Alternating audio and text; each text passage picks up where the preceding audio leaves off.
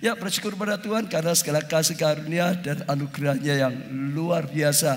Terima kasih pelayan Presiden Worship karena pelayanannya ya sudah sangat memberkati setiap kita, sehingga kita bisa rasakan hadirat Tuhan yang luar biasa. Dan saya percaya saudara, ya kita tahu karena Tuhan ada di tengah-tengah kita, kuasanya ada di tengah-tengah kita, anugerahnya ada di tengah-tengah kita, berkatnya ada di tengah-tengah kita, mujizatnya ada di tengah-tengah kita. Nah, itu luar biasa. Pak dokter ini luar biasa loh Pak. Pak dokter ini luar biasa loh.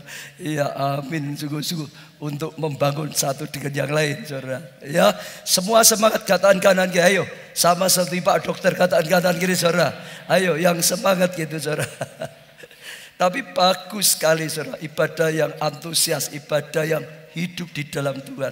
Lah, sekali lagi saudara, saya bersyukur kita sudah masuk seri khotbah yang luar biasa sekali hari ini, yaitu mujizat di saat krisis. Saya bersyukur Tuhan berikan tema seperti ini, dan saya sangat percaya waktu Tuhan memberikan tema ini itu bukan hanya sekedar tema biasa, tapi ini yang ingin Tuhan lakukan di tengah-tengah kita, saudara, supaya setiap kita sudah sungguh-sungguh mengalami mujizat di saat krisis. Sekarang itu sedang krisis, saudara. Di dunia sedang krisis, saudara.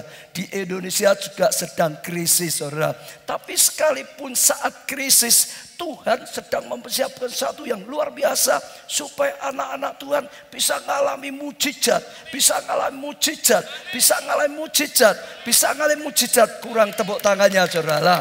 Antusias gitu, saudara. Iya, itu saya percaya yang ingin Tuhan lakukan. Nah, saudara, di mana-mana orang sedang berpikir tentang krisis lah. Lalu mulai dibandingkan dengan pengalaman yang lalu, tahun 98 juga mengalami krisis dan akibatnya luar biasa sekali. Banyak orang akhirnya kehilangan pekerjaan, di PHK. Banyak orang akhirnya gak bisa bayar hutang. Banyak orang akhirnya usahanya macet, ya ini dan itu macam-macam, saudara. Banyak orang akhirnya goyah ekonominya, hidupnya goyah, saudara. Banyak yang mengalami hal seperti ini. Jadi seringkali kita sudah dengar di mana-mana ada perusahaan yang mulai PHK, ada bank-bank yang mulai PHK dan macam-macam. Apalagi kalau dengar dolar sudah hampir seperti dulu lagi, saudara. Sekarang sudah berapa ya? Berapa Celiong ya? Dolar berapa sekarang? 14.000 berapa ya? 700 sampai 800 ya, kira-kira gitu, saudara. Nah, orang mulai berpikirnya panjang lagi, saudara. Sudah hampir seperti dulu, saudara. Ada krisis, saudara. Ya, krisis juga bukan masalah ekonomi saja. Ada krisis tentang kesehatannya yang makin parah, saudara. Krisis juga bisa bicara tentang rumah tangganya.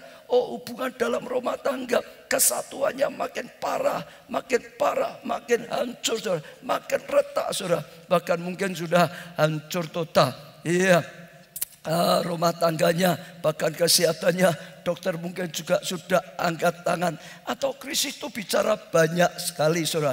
Kadang-kadang krisis iman, kadang-kadang krisis dalam pelayanannya. Sudah makin mundur, makin seperti tidak ada artinya lagi, saudara. Krisis dalam studinya, krisis di dalam pelayanannya, bahkan, saudara, dan banyak. Saudara, lah kita harus hati-hati sekali pada saat krisis. Kalau kita tidak hati-hati, kita bisa dicekam dengan ketakutan, kita bisa dicekam dengan khawatir, saudara. Kita bisa dicekam, saudara, dengan kesedihan, duka cita, saudara, yang berkelebihan, saudara, dan banyak hal. Pada Tuhan tidak memberi roh ketakutan. Betul, saudara ya? Beri tepuk tangan yang meriah.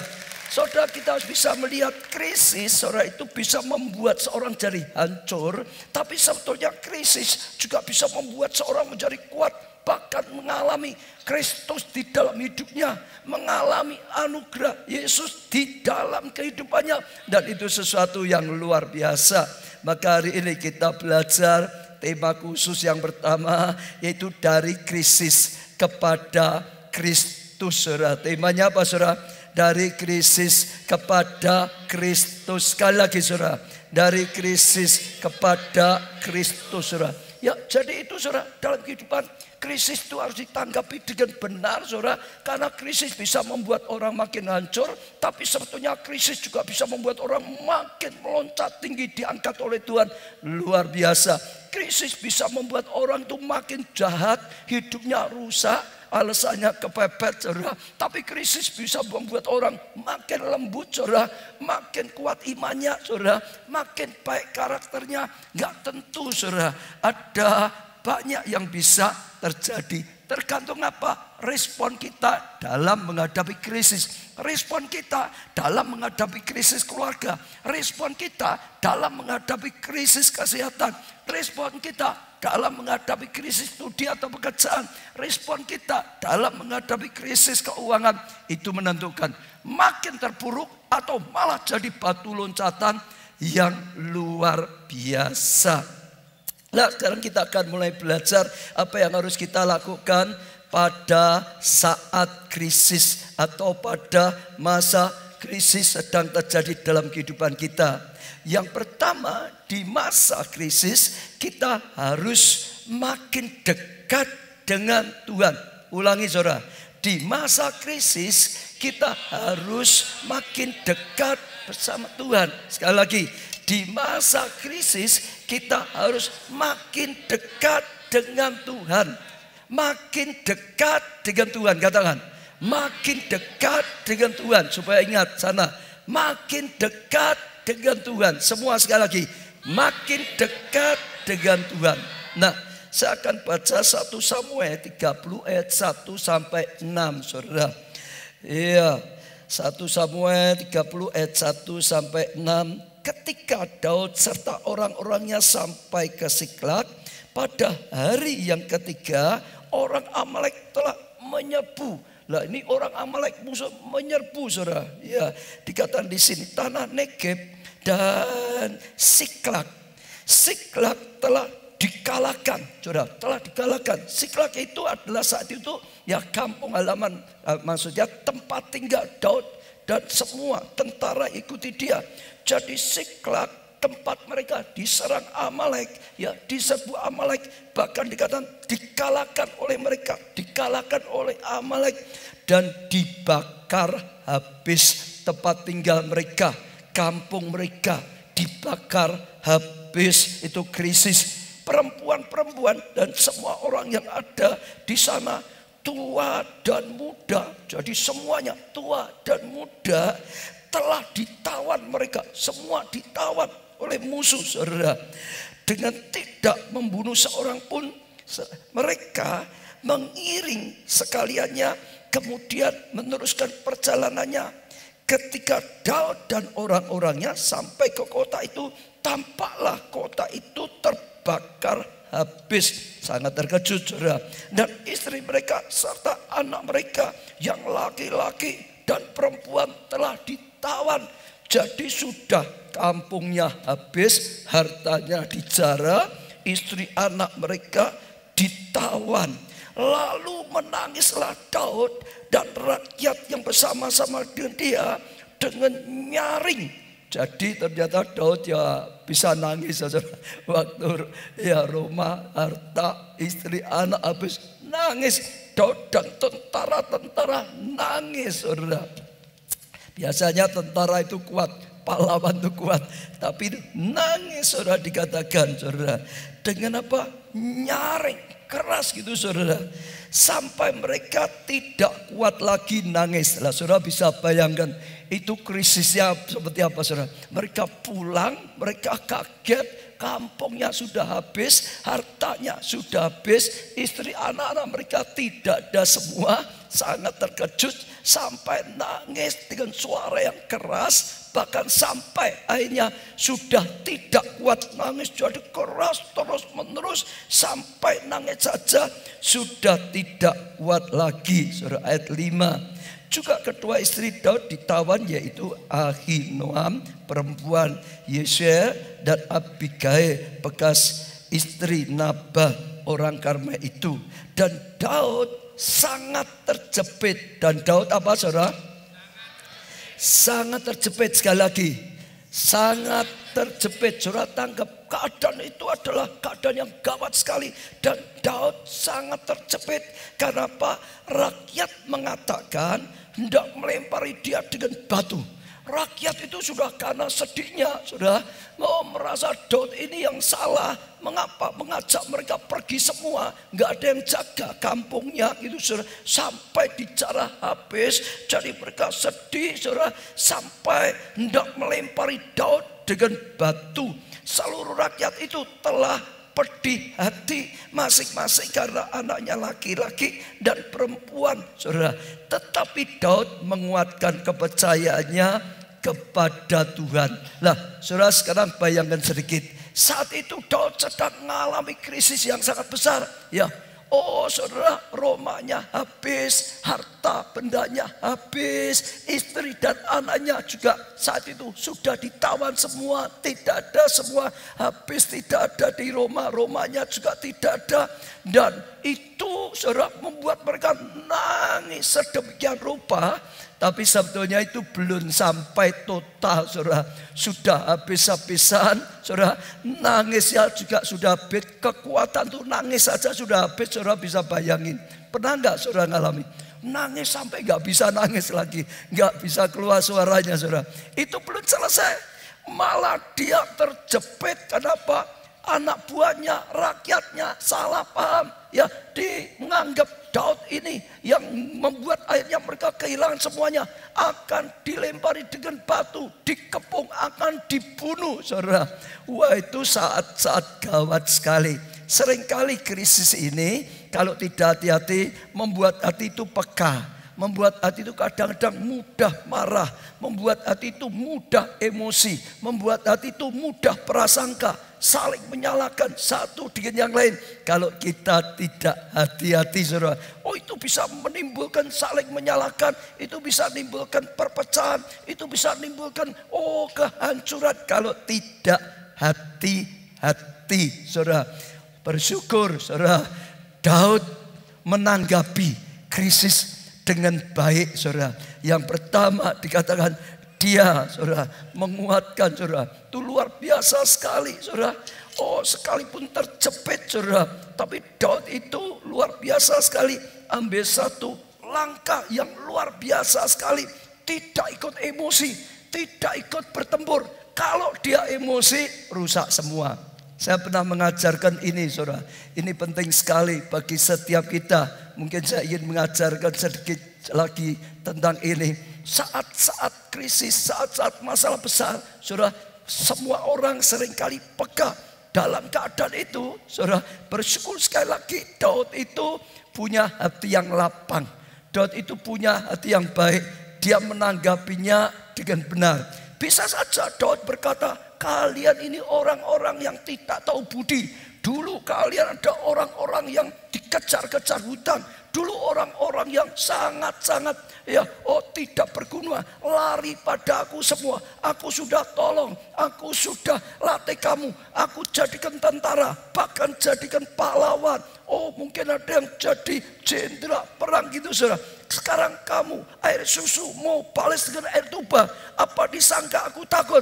Oh, singa dan burung aku hancurkan. Kau lihat aku hancurkan. Apa aku takut dengan kalian?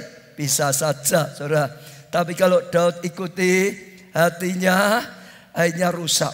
Dia menang pun, dia akan menjadi raja yang sudah tidak punya anak buah. Kenapa? Dibantai sendiri, saudara. Dia kalah, lebih konyol. Matinya bukan mati di tangan musuh, matinya di tangan anak buahnya sendiri.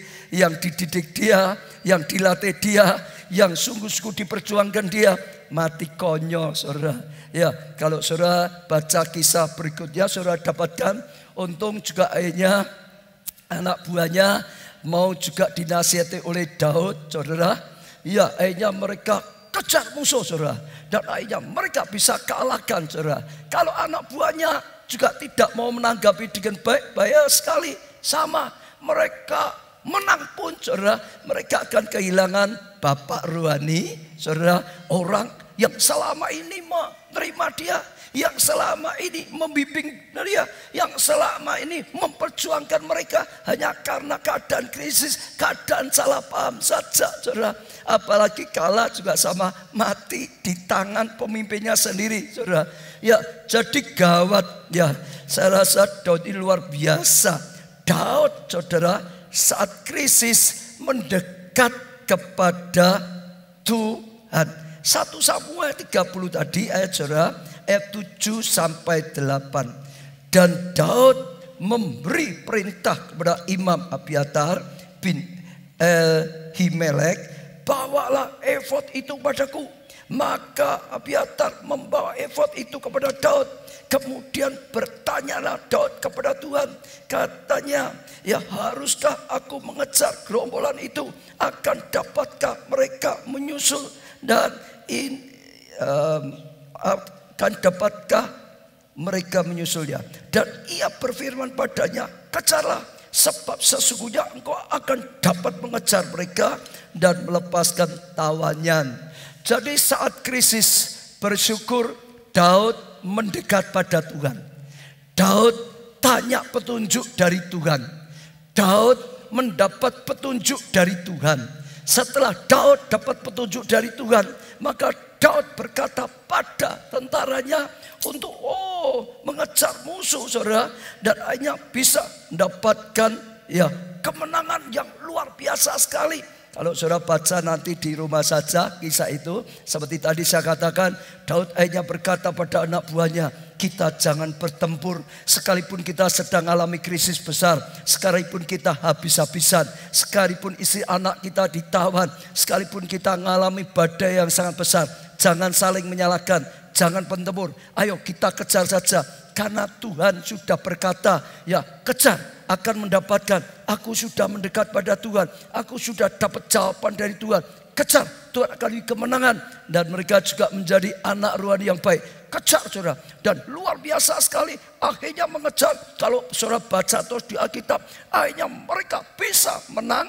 Akhirnya istri anak mereka kembali semua. Akhirnya harta mereka kembali semua. Saudara dengar, bukan hanya sekedar harta mereka yang kembali, istri anak, tapi mereka dapat jaran yang luar biasa. Harta kekayaan Amalek malah diambil mereka semua. Saudara, krisis saudara diubah menjadi Kristus memberi berkat dalam kehidupan mereka. Malah akhirnya mereka dapat kekayaan, malah akhirnya mereka dapat jaran, akhirnya mereka dapat kemenangan, akhirnya mereka dapat kasih karunia dan anugerah yang luar biasa. Jadi saya juga ajak yang pertama untuk setiap kita ya harus mendekat kepada Tuhan saat ada krisis. Amin. Lebih mendekat pada Tuhan, lebih mendekat pada Tuhan, lebih mendekat pada Tuhan. Berapa bulan ya dalam tahun ini kalau saudara bisa pelajari terus firman Tuhan itu berbicara kepada setiap kita, melekat pada Tuhan, hidup dalam Tuhan, lebih banyak bangun kehidupan doa kita, lebih melekat pada Tuhan, lebih melekat pada Tuhan. Apalagi krisis ini sudah mulai nyata sekali. Saya ajak setiap saudara lebih banyak lagi mendekat pada Tuhan, lebih banyak lagi melekat pada Tuhan, lebih banyak lagi berdoa, lebih banyak lagi belajar firman Tuhan, lebih banyak lagi minta petunjuk Tuhan, lebih banyak minta rema dari Tuhan. Sekali saudara bisa dapat rema dari Tuhan, saudara, kalau saudara taati, saudara lakukan, maka kedahsyatan akan terjadi, mujizat akan terjadi. Justru krisis diubah menjadi anugerah yang luar biasa. Krisis itu membuat Kristus berkarya, krisis itu membuat Kristus berkati, krisis itu membuat Kristus mengangkat kehidupan saudara dan saya. Beri tepuk tangan yang meriah, saudara. Justru lebih banyak renungkan firman Tuhan, cari Tuhan sampai dapat remanya. Saya percaya itu luar biasa. Saya pernah belajar di tempatnya Yonggi Cho, salah satu yang ada kaitannya dengan ini begini. Yonggi Cho mengajarkan jemaatnya membangun hubungan yang intim, akrab dengan Tuhan. Ya, apalagi kalau sedang ingin ada proyek yang besar atau sedang ada krisis. Sebab Yonggi Cho mengajarkan begini, kamu boleh kerja terus dengan pikiranmu, dengan kepandaianmu, dengan usahamu, kerja terus. Mungkin bisa sukses bisa, bukan nggak bisa. Tapi beda sekali kalau kamu mau sediakan waktu untuk Tuhan. Kalau mau sediakan waktu untuk Tuhan, saya ulangi sekali lagi. Kalau kamu mau sediakan waktu untuk Tuhan, sampai di titik tertentu kamu dapat rema dari Tuhan. Kamu dapat perkataan dari Tuhan. Kamu dapat petunjuk dari Tuhan. Lalu lakukan saja. Petunjuk rema yang Tuhan berikan itu akan terjadi mujizat luar biasa. Hasilnya akan jauh lebih dahsyat daripada kamu kerja sendiri 10 tahun. Hasilnya akan lebih luar biasa. Saat apa? Ada rema dari Tuhan. Kuncinya mendekat kepada Tuhan. Kuncinya apa, saudara? Mendekat pada Tuhan. Apalagi krisis seperti ini, saudara. Sangat-sangat penting. Ya, di tengah-tengah kekacauan sebetulnya ada terobosan yang luar biasa. Sekali saudara dapat hikmatnya Tuhan, saudara lakukan, saudara mengalami yang luar biasa sekali. Waktu konferensi kita sudah dengar juga firman Tuhan.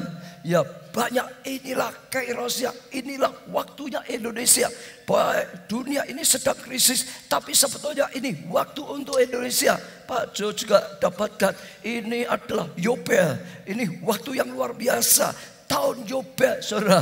Tahun Yobel untuk bangsa kita juga, saudara. Tahun Yobel untuk setiap kita di tanah perjanjian, saudara. 70 tahun Yobel. Ini waktu yang luar biasa sekali, saudara.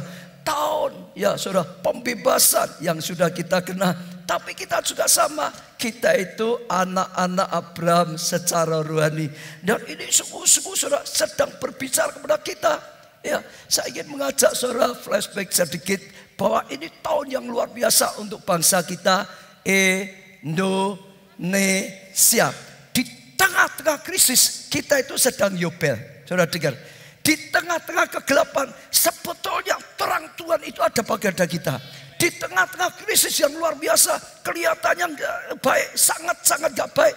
Tapi sebetulnya ada satu hal yang dahsyat yang Tuhan ingin lakukan di tengah-tengah kita. Saudara masih ingat waktu kita dulu belajar tentang blood moon, saudara? Tanah perjanjian ada blood moon. Ya, 2 tahun ini hari raya mereka. Ya, dengan blood moon, bahkan ditambahi gerhana matahari. Ya, mereka percaya ini punya dampak besar untuk mereka pas hari raya mereka, blood moon. Tapi bukan hanya saja, ini matahari, gerhana. Mereka percaya kalau blood moon, ya bulan itu dampaknya untuk mereka di tanah perjanjian. Tapi kalau gerhana, ini dampaknya dunia. Ini dunia, dan sungguh-sungguh dunia sedang krisis. Dunia sedang dalam kegelapan. Dunia sedang dalam kekelaman. Bahkan mereka sendiri juga sedang bergumul sesuatu yang luar biasa. Tuhan memberikan pertanda, saudara. Itu di langit, saudara. Tapi sebetulnya saya ingin ajak saudara ingat, Tuhan itu juga sama. Pada tahun 2015, Tuhan itu sedang memberi pertanda luar biasa. Kalau mereka 70 tahun Yobel, kita ini 70 tahun kemerdekaan. 2 itu sama. Saudara, perhatikan kata-katanya. 70 tahun Yobel. Yobel itu apa? Tahun apa? Pembebasan. Yobel itu tahun apa? Pembebasan. Yang keras. Yobel itu tahun apa? Pembebasan. Kalau sekarang 70 tahun kemerdekaan, itu tahun apa? Pembebasan. Merdeka dari penjajah. Merdeka. Betul saudara?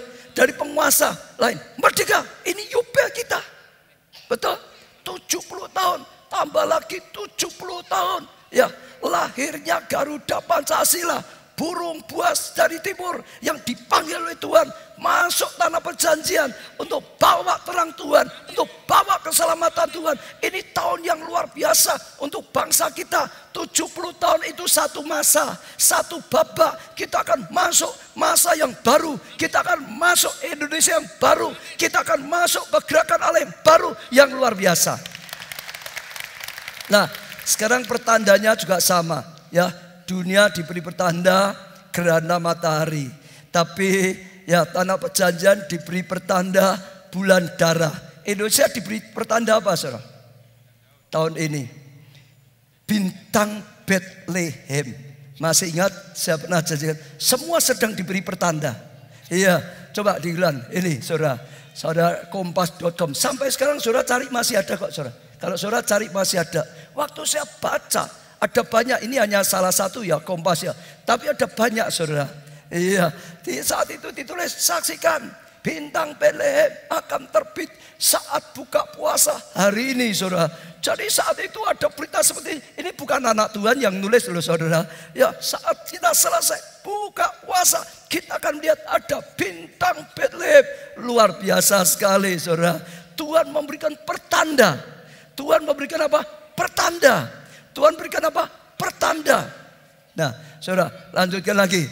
Lalu tulisannya apa? Kita beruntung karena pas bisa melihat konjungsi Venus dan Jupiter, itu yang disebut bintang Betlehem, dalam jarak benar-benar paling dekat. Kenapa saudara? Bintang Betlehem ini paling dekat dengan Indonesia, dikatakan lebih dari negara lain. Apa artinya? Artinya itu memang bintang Betlehem ini dikirim oleh Tuhan untuk memberi pertanda kepada bangsa Indonesia yang paling didekati, untuk berbicara kepada bangsa Indonesia yang paling didekati.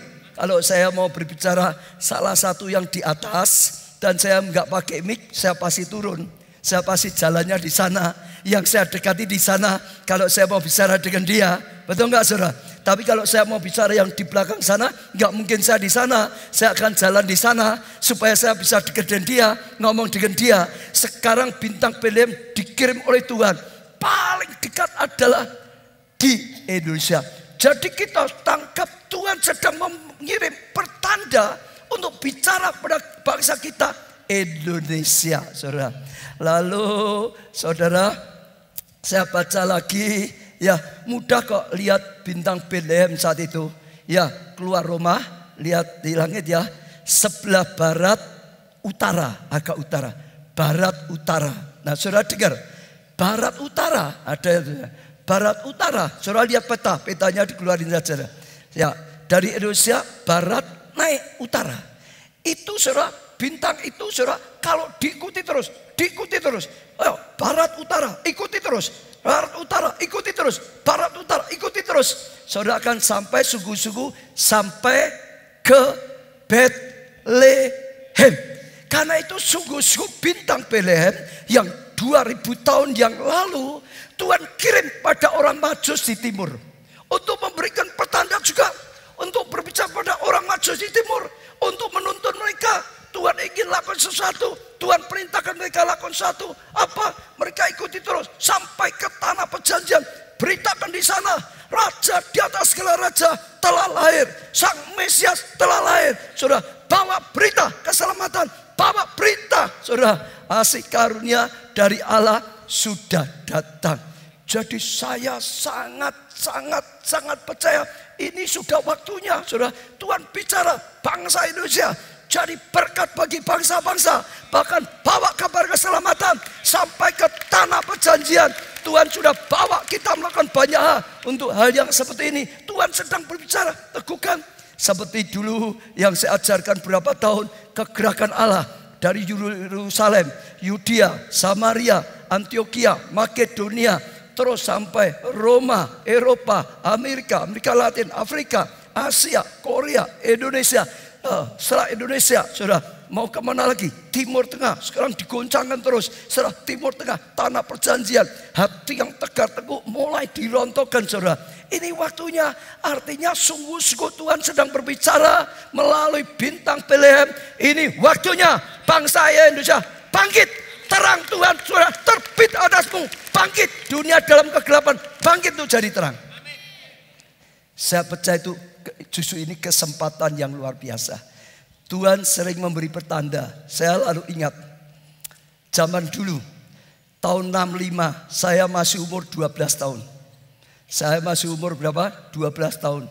Ada pertanda yang Tuhan berikan di langit. Siapa yang ingat? Ingat gak?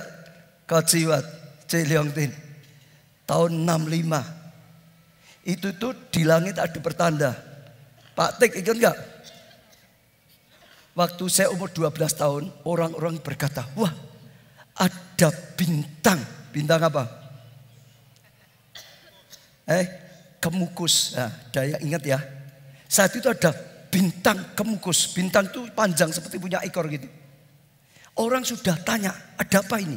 Sebab bintang kemukus ini kalau muncul akan ada sesuatu yang terjadi. Dan ternyata nggak lama kemudian sungguh-sungguh banjir darah Gestapo PKI terjadi. Orde lama jatuh, ganti orde baru. Pertanda yang nyata ini yang terjadi.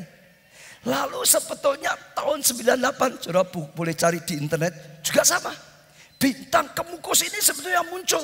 Seringkali banyak orang tidak perhatikan. Itu muncul, saudara. Orang juga sebagian yang memperhatikan tanya, ada apa lagi ini? Mau terjadi apa lagi ini? 98. Dan akhirnya terjadi. Akhirnya huru hara lah, saudara. Juga resesi lah, saudara. Akhirnya ya orde baru jatuh, ganti reformasi. Betul? Tapi sekarang yang muncul bukan bintang kemukus. Yang muncul bintang Bethlehem. Yang bawa terang. Dan saya percaya ada sesuatu yang dahsyat. Dan saya percaya ada sesuatu yang luar biasa. Saya sangat antusias dengan ini. Dunia, sementara dunia dalam kegelapan, saudara dengar, kita mengalami Yobel. Kita mengalami masa yang baru.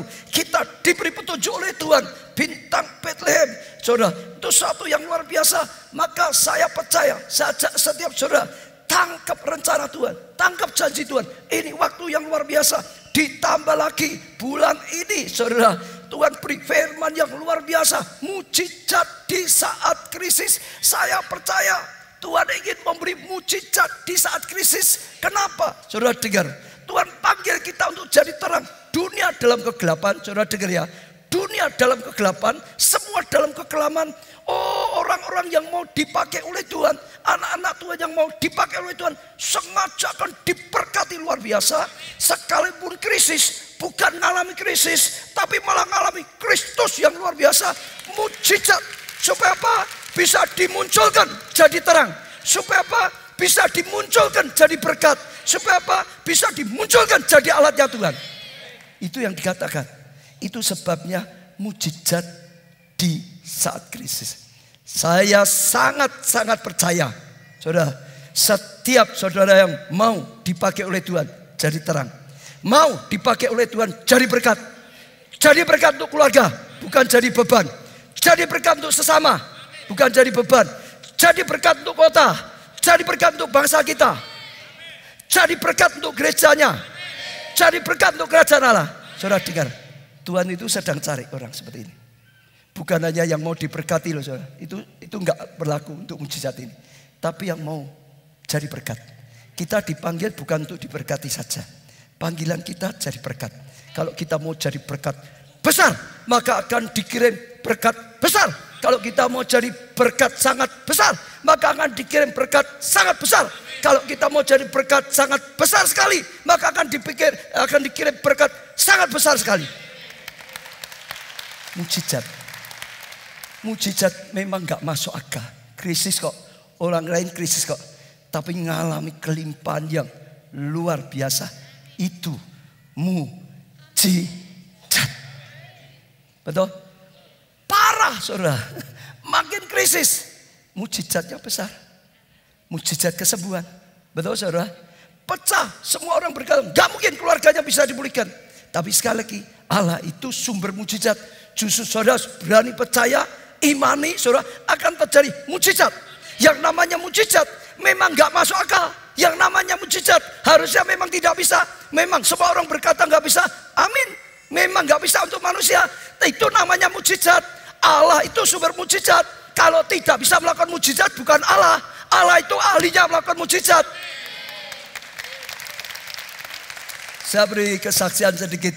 Ya, tanggal berapa ya? 23 September. Jadi mungkin sudah 10 hari atau 2 minggu yang lalu. Kita Natalan di Ngawi. Beritanya bangkit jadi pahlawan. Ini waktunya Tuhan untuk ya berkati. Tuhan saatnya cari orang diberkati, jadi berkat. Saya juga ajak imani, ini waktunya Tuhan luar biasa sekali. Dan luar biasa berapa hari yang lalu dapat ya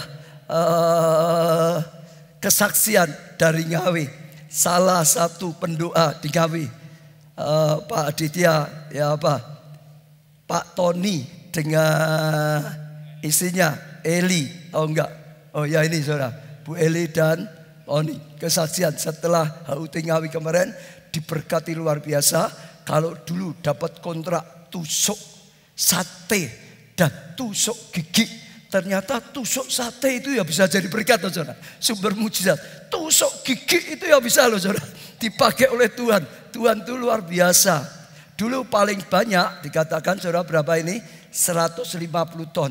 Tiba-tiba kemarin dapat kontrak 1000 ton.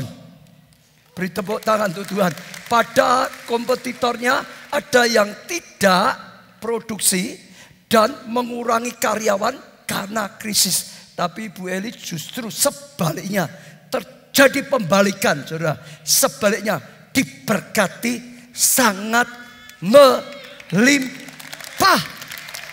Saja tangkap, saja percaya, saja imani. Karena Tuhan Yesus selalu berkata, terjadi sesuai dengan imanmu. Kalau kita nggak percaya, Tuhan nggak bisa berkarya. Biarlah saya ajak setiap kita percaya. Ini saat yang luar biasa. Mendekat pada Tuhan, dengarkan petunjuk Tuhan, lakukan petunjuk Tuhan. Saudara akan merubah krisis menjadi Kristus memberkati luar biasa. Amin saudara. Itu yang pertama. Yang kedua, di masa krisis kita harus makin kuat. Makin kuat, makin kuat. Daud berhasil mengalahkan Goliat dan Tuhan mulai mempromosikan saudara. Oh luar biasa, Daud menang terus, Daud menang terus saudara. Orang memuji-muji Daud saudara pada saat itu. Tapi saudara ingat, ternyata membuat Saul iri, benci saudara. Oh ingin membunuh dia. Bahkan ingin menancapkan Daud di tembok dengan tombaknya. Akhirnya dia terpaksa lari. Dia terpaksa tinggalkan keluarganya, alias kehilangan keluarganya. Dia terpaksa tinggalkan kedudukannya. Dia terpaksa tinggalkan jabatannya. Dia terpaksa tinggalkan semua harta bendanya. Dia kali lagi saudara mengalami krisis yang begitu rupa saudara. Tapi Tuhan punya rencana dengan krisis yang diizinkan terjadi saudara. Mazmur 144 ayat 1-2 saudara dikatakan, dan dari Daud, jadi ini dari Daud, terpujilah Tuhan gunung batuku yang apa saudara? Yang apa saudara? Mengajar. Jadi dia bersyukur pada Tuhan, terpujilah Tuhan gunung batuku yang mengajari aku, oh yang melatih aku, yang membangun aku, ya. Tanganku untuk bertempur dan jari-jariku untuk berperang, yang menjadi tempat perlindunganku dan kubu pertahananku, kota bentengku dan penyelamatku, perisaiku dan tempat aku berlindung, yang menundukkan bangsa-bangsa di bawah kekuasaanku saudara. Oh ini luar biasa. Dia mengalami keadaan terpuruk, dia tidak putus asa. Dia mengalami keadaan terpuruk, dia tidak sungut-sungut dengan Tuhan. Dia mengalami keadaan terpuruk, dia tidak mengucapkan yang negatif saudara. Dia justru tetap percaya. Dia berkata malah terpujilah Tuhan. Dia bersyukur pada Tuhan karena dia tahu, oh saat krisis Tuhan itu sedang mengajari dia. Saat krisis juga Tuhan itu sedang melatih dia. Justru saat krisis Tuhan itu sedang membangun dia supaya makin kuat lagi, supaya makin kenal lagi saudara, supaya makin terampil lagi, supaya makin berkualitas lagi. Maka dia berkata bersyukur Tuhan yang mengajari dia, Tuhan yang melatih dia untuk bertempur, Tuhan yang membangun dia, Tuhan melatih. Karena dia bisa melihat Tuhan itu melatih di balik krisis. Tuhan itu sedang melatih. Di balik krisis yang diizinkan, Tuhan itu sedang membangun dirinya supaya makin kuat. Di balik krisis dia bisa melihat Tuhan itu sedang mengajari dia, sedang melatih dia, sedang membentuk dia, sedang membangun dia. Maka dia tetap akan mantap. Maka dia tidak menyerah. Maka dia tidak sukut-sukut. Maka dia tetap bersyukur. Maka dia tetap maju. maju. Maka dia hadapi krisis dengan iman, dengan ketaatan pada Tuhan yang luar biasa. Maka saya ajak juga setiap saudara yang sedang menghadapi krisis, saudara sadarilah, ya bukan hanya sekarang anggaplah boleh, tapi lebih sadarilah krisis yang Tuhan berikan kepada setiap kita yang mengasihi Dia adalah ada rencana dari Tuhan. Tuhan sedang membangun kita melalui krisis. Justru melalui krisis supaya kita makin belajar banyak hal. Justru melalui krisis justru supaya kita makin kuat imannya. Justru melalui krisis supaya kita bisa melihat mujizat yang nyata. Justru melalui krisis supaya kita bisa mengenal kasih Tuhan yang nyata dalam kehidupan kita. Supaya kita lebih matang, supaya kita lebih kuat, supaya suku-suku kita bisa punya kualitas yang lebih dalam kehidupan kita. Supaya kita bisa dipakai lebih lagi, supaya kita bisa diangkat lebih lagi oleh Tuhan. Tujuan krisis. Yakobus 1 ayat 12. Berbahagialah orang yang bertahan dalam apa? Pencobaan. Saudara, itu krisis. Sebab apabila ia sudah tahan uji, kalau sudah tahan uji, ia akan menerima mahkota kehidupan yang dijanjikan Allah kepada barang siapa yang mengasihi Dia. Terus akan kuat, saudara, makin kuat, saudara. Jadi anggap berbahagia, saudara, sekalipun sedang dalam pencobaan, ya pencobaan sakit penyakit, oh masalah rumah tangga, masalah studi, masalah pekerjaan, termasuk masa pelayanan, saudara. Jangan jadi lemah, saudara, malah lebih kuat. Sekali lagi krisis itu bisa membuat kita makin lemah, makin hancur, atau makin kuat, makin berbobot. Tergantung tanggapan kita, sikap kita.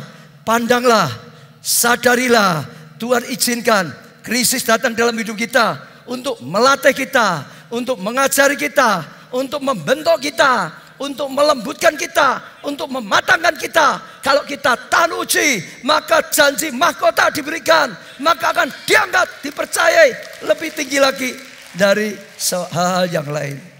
Di bahan kita diajari, saudara, ada boneka namanya apa itu?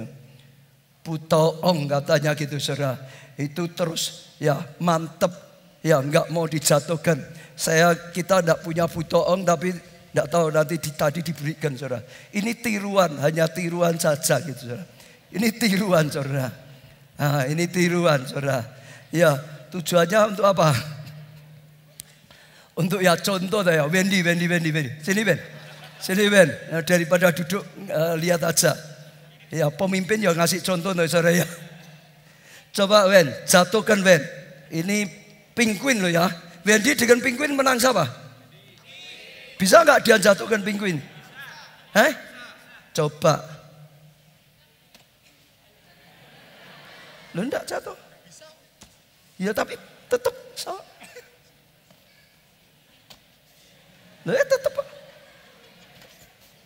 Lo tetap jatuh no. Ya tetap. Nggak bisa. Ya beri tepuk tangan, terima kasih. Ya ini hanya untuk contoh. Kalau ya apa tadi? Putoong. Kalau ini saja mainan penguin saja, dijatuhkan seperti apapun tetap bangkit. Dilempar seperti apapun tetap bangkit. Dipaksa seperti apapun tetap ada kesempatan bangkit. Maka beri pelajaran kita. Anak Tuhan jangan kalah dengan ini. Tendang loh, tetap bangkit aja. Ada yang ditendang lalu surah pelayanan ada. Ada yang di Roma dicaci maki, wes aku tidak dibutuhkan, diusir, minggat, ada. Ayo. Kalau ada bertobat, jangan kalah dengan boneka penguin. Setuju? Jadilah kuat. Krisis membuktikan saudara kuat di dalam Kristus. Kalau sudah kuat, maka mahkota diberikan. Kasih karunia dibutuhkan, anugerah dibutuhkan. Nah, itu satu yang luar biasa. Saudara lihat semua di Alkitab, saudara lihat Tuhan seringkali mengizinkan. Saudara bisa lihat Yusuf misalnya, dia mau diangkat tinggi, nggak begitu saja, sengaja dimasukkan dalam krisis. Oh, dijual, diiri, dijual, jadi budak, tambah lagi jadi narapidana, masuk penjara, banyak sekali saudara, aniaya, krisis. Tapi sekali lagi, membuat dia lebih kuat, membuat dia lebih kenal Tuhan, membuat dia lebih dekat Tuhan, membuat dia lebih peka pada Tuhan, membuat dia lebih mantap karena dia melekat pada Tuhan. Makin kuat. Betul saudara? Krisis datang harus makin kuat. Katakan saudara, krisis datang harus makin kuat. 1, 2, 3. Krisis datang harus makin kuat. Sekali lagi, krisis datang harus makin kuat. Amin. Jangan loyo, cablek sebelah yo. Jangan ada yang loyo. Ini bergairah. Artinya Tuhan beri kesempatan ke dilatih. Sebentar lagi terima mahkota. Sebentar lagi terima pahala. Sebentar lagi terima kasih karunia yang luar biasa. Sebentar lagi alami krisis di saat. Kok krisis saat? Mujizat di saat krisis. Amin. Itu yang ingin Tuhan lakukan. Lah, saudara, satu lagi. Yang ketiga. Di masa krisis kita harus makin berhikmat. Sekarang makin berhikmat. Yang pertama, lebih mendekat pada Tuhan. Yang kedua, lebih kuat. Karena kita tahu ini adalah pembentukan. Ini adalah supaya kita lebih kokoh. Supaya kita lebih kuat. Saudara, sekarang harus lebih berhikmat. Saudara, ngerti sesuatu. Lebih matang, lebih mengerti. Yosua belajar dari kekalahannya. Sehingga di masa krisis ia menjadi lebih berhikmat. Cerita begini, Yosua diberi visi Tuhan tanpa batas. Ya, Musa sudah mati, dia malah dipanggil, Yosua, jangan nangis terus, jangan putus asa. Ini krisis besar, pemimpin besarnya mati. Tapi ini kesempatan kamu mengalami mujizat besar. Kesempatan kamu akan diangkat oleh Tuhan. Bangkit, bawa bangsa ini masuk tanah perjanjian. Gak masuk akal, tapi itulah kairos bagi Yosua. Akhirnya dia bangkit, dia maju, saudara, dia percaya, dia seberangi sungai Yordan, lalu dia mengalami kemenangan, kalahkan Yeriko yang paling kuat, yang paling kokoh, dikalahkan. Lalu di depannya lagi ada namanya bangsa Ai. Dia merasa hebat, oh kirim sedikit orang saja maju berperang dengan bangsa Ai. Saudara, dia pikir Yeriko yang besar segitu aja bablas, apalagi Ai kecil. Tapi dia kaget, saudara, tentara yang dikirim menghadapi bangsa Ai ternyata hancur, ternyata dikalahkan. Bukan hanya itu saja, saudara, ternyata tentara Yosua lari terbirit-birit, saudara, ketakutan, saudara, pulang, saudara, dalam keadaan ketakutan. Yosua sangat kaget, ini mengalami badai, ini kekalahan yang sangat besar. Sekalipun dengan bangsa yang kecil, ini kekalahan yang sangat besar. Karena apa? Saudara dengar, Tuhan menyertai mereka. Berita Yeriko dan sungai Yordan membuat semua bangsa, raja di Kanaan itu gentar, sudah ketakutan semua. Oh saudara, sudah ketakutan semua, saudara. Pasti mereka kalah. Kalau bangsa yang lain dengar, oh dengan Ai saja kalah, maka bangsa di Kanaan yang berkuasa akan bangkit semua nyerang. Saudara, ini fatal sekali, saudara. Lalu dia mendekat pada Tuhan, dia juga mulai cari pengalaman dari Tuhan. Tuhan sadarkan ada dosa ini dan itu, saudara. Lalu dia mulai perbaiki. Lalu dia mulai diberi hikmat oleh Tuhan. Caranya bagaimana bisa kalahkan Ai. Lalu dia berubah strategi. Sekarang tidak langsung maju. Hari saudara baca Alkitab ya. Dia ini misalkan kota Ai. Dia tidak langsung maju. Dia perintahkan tentaranya melingkari agak jauh di belakang. Di belakang. Lalu Yosua sendiri ya pura-pura maju, pimpin tentaranya maju untuk menyerang Ai, bangsa Ai. Bangsa Ai lihat ini panglima besarnya, Yosua sudah maju.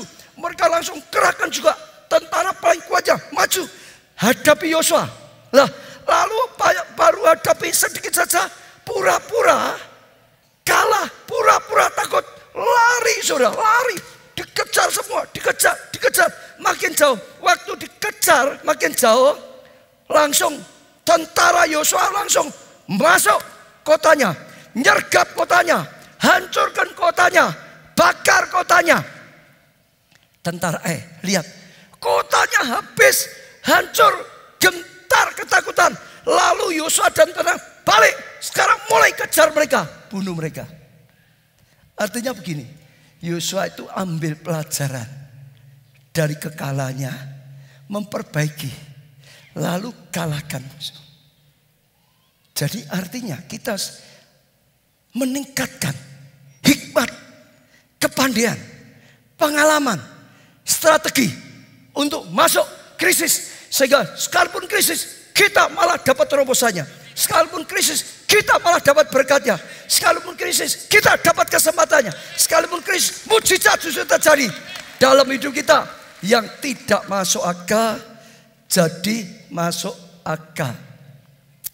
Tapi saya bergumul contoh lainnya ya yang bisa tepat. Saya rasa Tuhan ingatkan saya itu tentang Salomo. Saudara baca di Alkitab, pada saat Daud sudah tua, saudara. Lalu anak Daud yang kedua, yang pertama siapa? Absalom. Yang pertama siapa? Absalom dulu mau memberontak, tapi Daud masih hebat bisa. Ini Absalom sudah mati, anak kedua Adonia. Lalu saudara di luar kota dibantu saudara oleh Yoab panglima Daud yang sakit hati dengan Daud, dibantu. Lalu juga Imam Abiatar, 3 sepakat lalu mengumumkan bahwa Adonia jadi raja. Jadi gitu saudara. Saat itu Daud terkejut, ini krisis besar, akan ada pemberontakan lagi. Setelah Absalom sekarang ada Adonia, ini krisis besar. Lalu segera saat itu dalam keadaan kritis Daud perintahkan Imam Sadok dan Nabi Nathan, saudara, dan beberapa lagi, saudara, mulai langsung bawa Salomo. Masih muda sekali, saudara. Bawa Salomo langsung, saudara, di Sidon, di perkemahan, saudara, diurapi di hadapan semua rakyat. Lalu semua setelah itu tiup sangkakala. Artinya, saudara, Daud memerintahkan imam, Daud memerintahkan nabi, Daud memerintahkan anak buahnya mentabiskan Salomo jadi raja di hadapan rakyat lebih dulu. Jadi rakyat tahu Salomo yang dipilih oleh Daud, Salomo yang dilantik oleh Daud. Semua tahu, saudara. Wah, saudara. Lalu tadi Adonia mulai malah ketakutan, akhirnya hancur. Tapi dengar, saudara, saat Salomo jadi raja, Salomo berkata begini, Tuhan, aku masih muda, belum pengalaman. Dia jadi raja itu krisis, saat krisis. Dia tidak tahu bagaimana harus berbuat, dia tidak tahu bagaimana harus melakukannya. Belum pengalaman, belum punya pengetahuan. Berilah aku hikmat. Betul. Dan Tuhan memberi hikmat. Dan ternyata krisis dirubah jadi kemuliaan. Dia bisa membangun kerajaannya luar biasa karena hikmat. Dia bisa meluaskan daerahnya luar biasa, lebih luas lagi. Karena apa? Hikmat. Yang ketiga, setiap saudara tangkap. Mintalah hikmat dari Tuhan dan pelajarilah setiap pengalaman. Kalau ada yang salah, perbaiki. Jangan terus berjalan dalam kesalahan. Berjalan dengan hikmat Allah. Berjalan dalam hikmat kepandaian Allah. Berjalan dalam pengetahuan daripada Tuhan. Jangan salah, diulangi lagi. Salah, diulangi lagi. Ada orang itu begitu, nggak pernah ngalami mujizat, nggak pernah bisa maju. Krisis tetap krisis. Kenapa? Sudah lakukan kesalahan, nggak dipelajari. Kenapa? Kok bisa seperti ini? Besoknya jatuh kesalahan yang berikutnya. Krisis lagi, pahitin lagi, lalu buka lagi, nggak dipelajari. Kenapa bisa seperti itu? Jatuh kesalahan yang sama lagi, pahitin lagi, hancur lagi. Ada orang sakit, saudara, nggak dipelajari kenapa sakit. Saudara, obat sembuh, lakukan lagi atau makan lagi yang dilarang, jatuh lagi. Jangan sampai seperti itu, saudara. Harus dipelajari. Ya, lebih berhikmat. Tata makanannya, tata cara melayaninya, tata pekerjaannya. Jatuh di mana diperbaiki, salah diperbaiki. Itu hebat. Saya beri contoh Daud. Saat bangsa Israel sedang ada krisis besar karena Saul mati, ya tentaranya gugur, kerajaannya sudah kalah. Sampai tabut dibawa ke rumah berhala, saudara. Lalu saat Daud diangkat jadi raja, Daud ingin merubah krisis menjadi anugerah. Yang pertama dilakukan apa? Siapa ingat? Eri apa? Waktu dia jadi raja yang pertama dilakukan apa? Membawa tabut Allah ke kotanya. Dia berkata, ini kesalahan, kenapa kita hancur? Ada bait Allah, Tuhan tidak dihargai, Tuhan tidak dihormati, sehingga hadirat Tuhan gak nyata, sehingga Tuhan tidak berkarya, sehingga kita lemah, sehingga kita kalah, sehingga kita hancur, sehingga kita krisis. Kita harus merubah krisis menjadi anugerah. Perbaiki yang salah. Tabut Allah harus dibawa di kota kita, karena Tuhan itu segalanya. Tanpa Tuhan kita bangsa yang kecil, tanpa Tuhan kita bangsa yang kalah, tanpa Tuhan kita akan krisis. Sekarang harus ambil tabut Allah, memperbaiki. Betul? Lalu rakyat setuju, dibawa Allah tabut Allah ke kotanya. Saudara masih ingat? Tapi salah, saudara, ada yang salah lagi. Daud pakai kereta baru. Betul, saudara? Enggak diangkat imam, asal saja pakai kereta baru. Lalu anaknya Imam Eli di sebelahnya gagah, ini anak imam, anak hamba Tuhannya. Waktu sapi itu kereta itu, sapi itu tergelincir. Anak Imam Eli pegang, padahal nggak boleh, mati. Itu krisisnya lebih besar. Sekarang malah bencana. Sekarang anak imam mati dua-duanya. Sekarang ada hal yang luar biasa. Sampai dia nggak berani lagi membawa. Taruh di rumah siapa? Siapa? Adiknya Obadja. Obed Edom. Obed Edom menghargai. Sungguh-sungguh hadirat Tuhan luar biasa. Tuhan hadir, Tuhan berkati, Tuhan berkarya luar biasa. Daud sadar, oh aku salah dulu. Tujuannya baik, bawa tabut Allah, tapi caranya salah. Maka dia setelah sadar pelajari, kenapa Obed Edom kok bisa diberkati? Oh, aku bawa tabut kok malah bencana.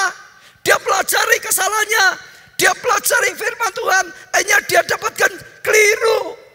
Gak boleh ya pakai kereta sekali baru kelihatannya mudah, harus diangkat oleh imam.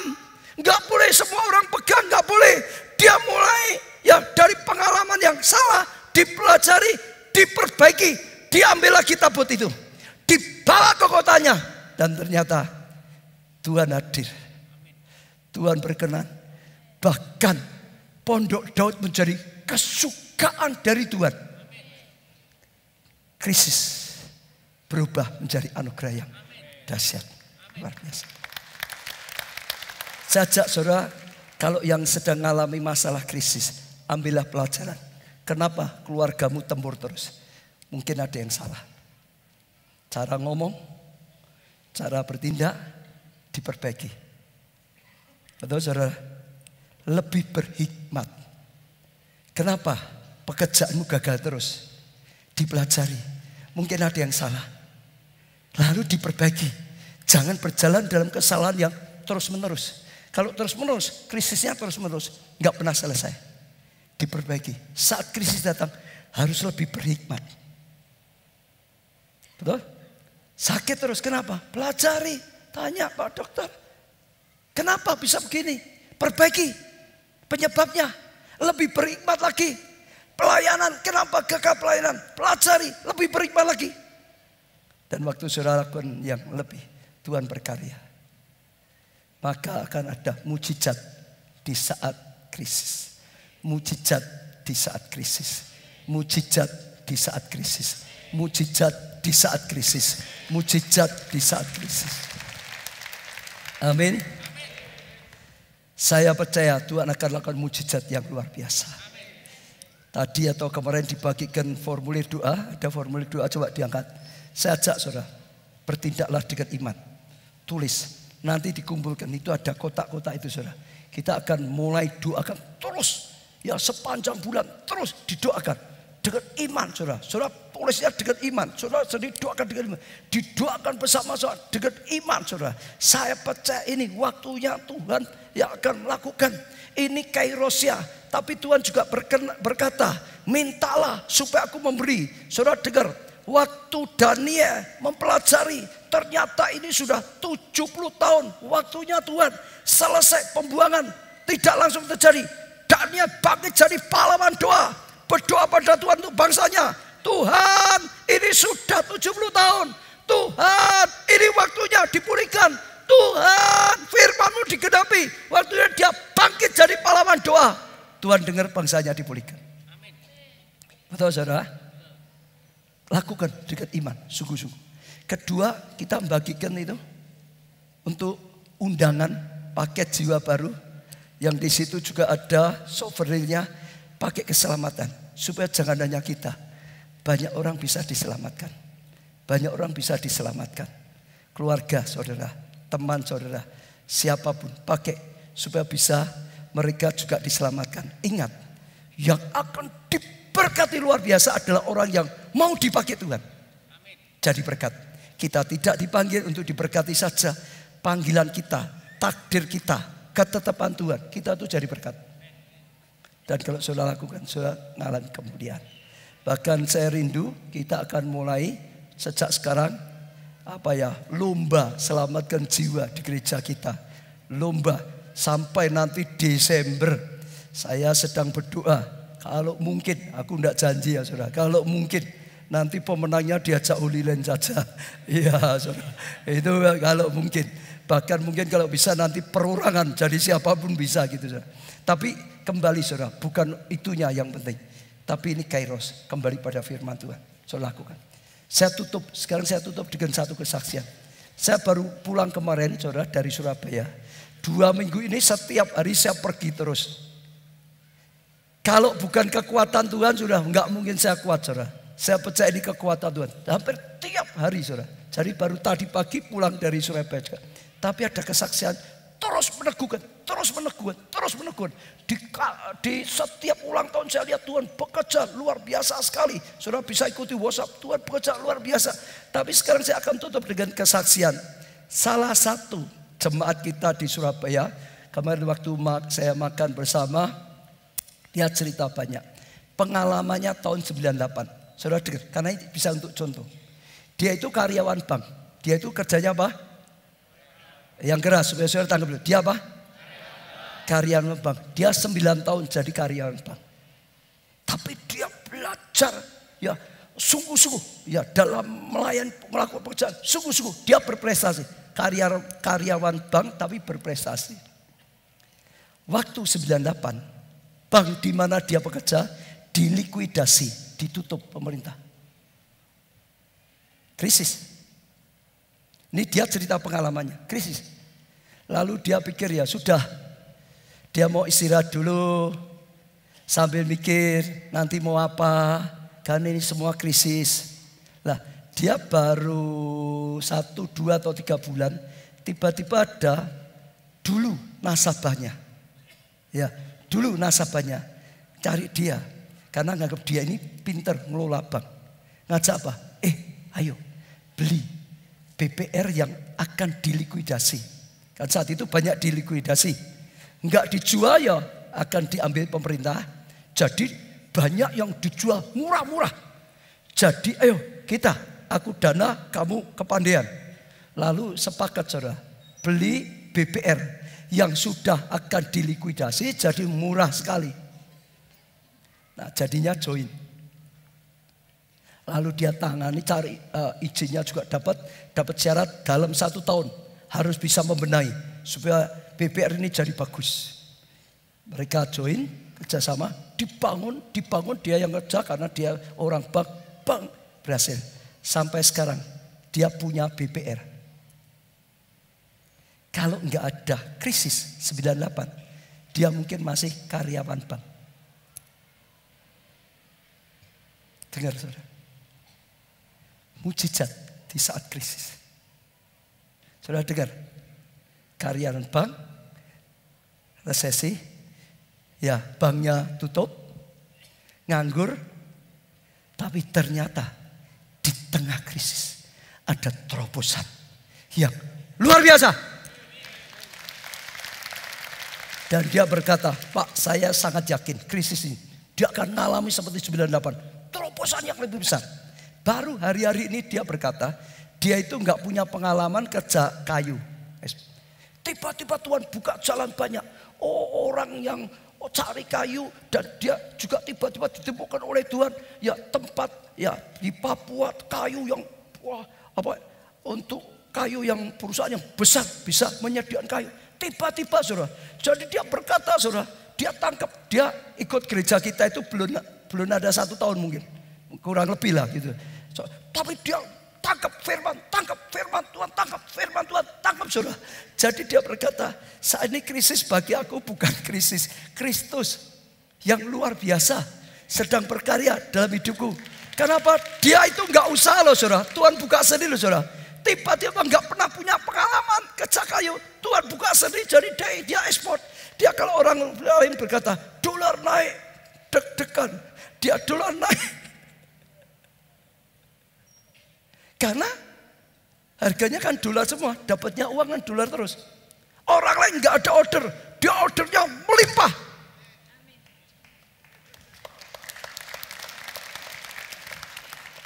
Nah, saya ajak berani melihat apa yang sedang Tuhan lakukan.